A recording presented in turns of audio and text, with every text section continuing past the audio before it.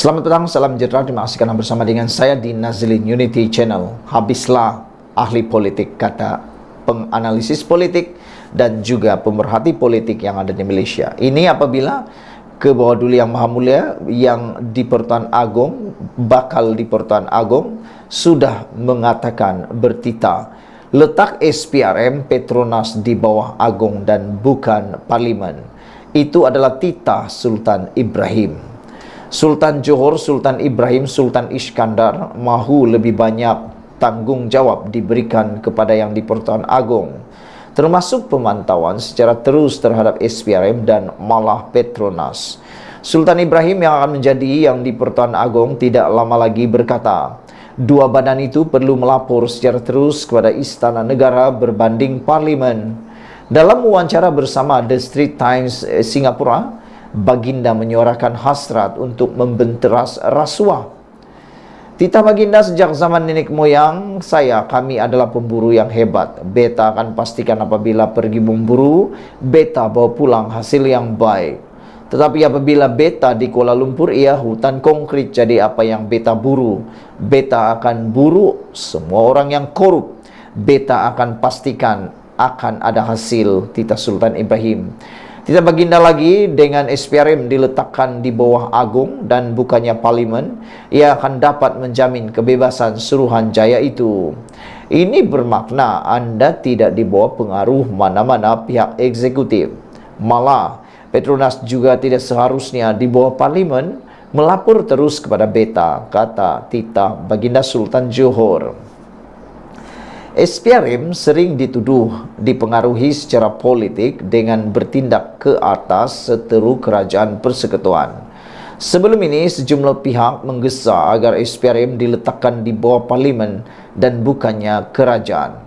Mereka juga menggesa Parlimen yang diberi tanggungjawab dalam soal pelantikan atau sekurang-kurangnya membuat penilaian untuk jawatan utama dalam Suruhanjaya itu. Dalam wawancara itu, Sultan Ibrahim turut menggesa pelantikan kehakiman yang lebih bebas dengan eksekutif tidak dilibatkan dalam proses tersebut.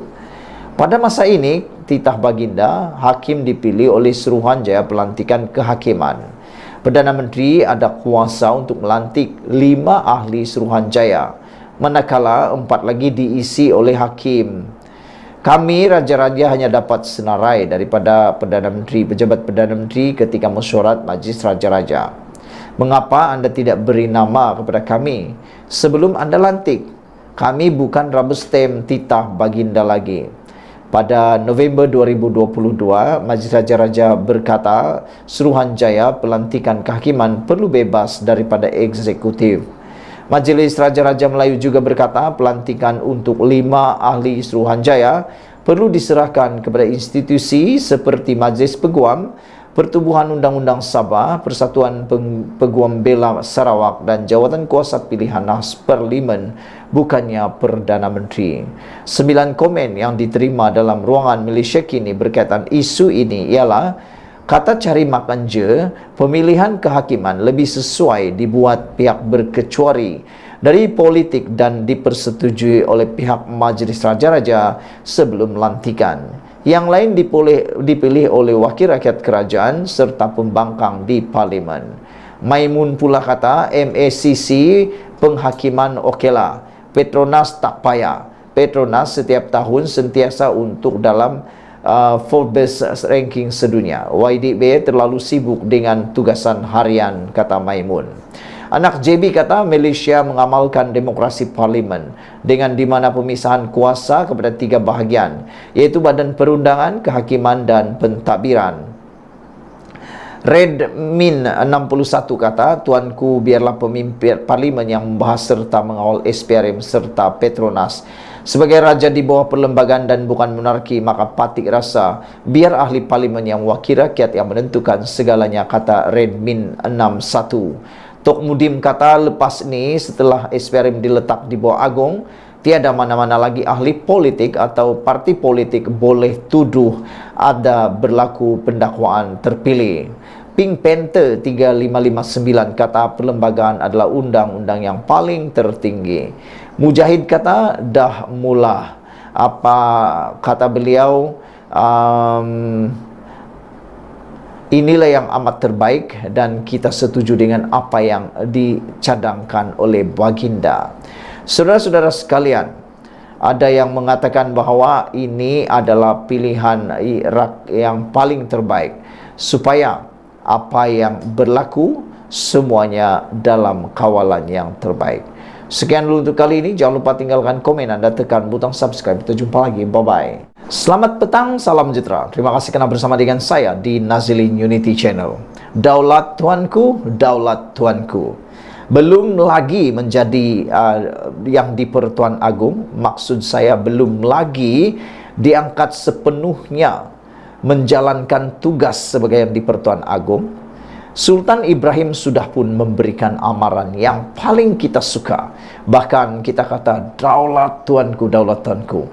Sultan Ibrahim beri amaran, beliau atau baginda akan memburu semua orang yang korup apabila dilantik sebagai agong. Inilah yang paling kita suka dan kita tunggu-tunggu. Yang di Pertuan Agong yang paling ditakuti oleh ahli politik, oleh orang yang suka rasuah, makan rasuah, bagi rasuah, dan macam-macam lagi.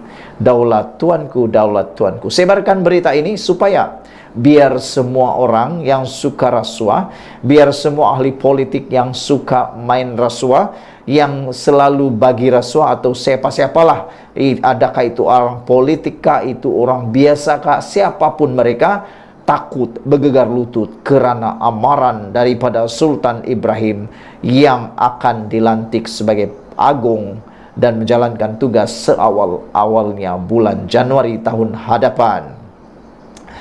Baginda mengatakan bahawa baginda akan memburu semua orang yang korup. Menghentikan amalan rasuah menjadi antara tumpuan Sultan Johor, Sultan Ibrahim apabila baginda memikul tugas sebagai yang di-Pertuan Agong ke-17 tahun depan.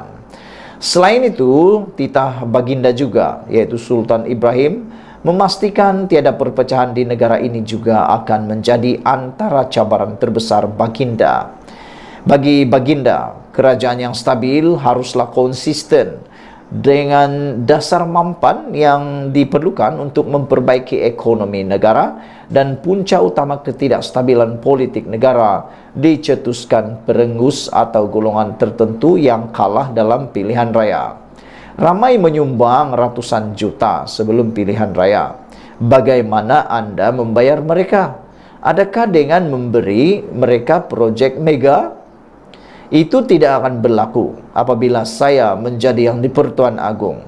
Sayang sekali siapa yang meminta anda memberi sumbangan politik. Daripada moyang saya, titah baginda, kami adalah pemburu yang hebat. Saya akan pastikan apabila saya pergi memburu, saya membawa balik hasil yang bagus, titah baginda. Tetapi apabila saya di Kuala Lumpur nanti, ia adalah hutan konkret. Jadi apa yang saya buru? Saya akan memburu semua orang yang korup.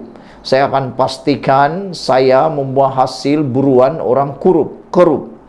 Titah baginda dalam temu bual eksklusif bersama The Straits Times Singapura.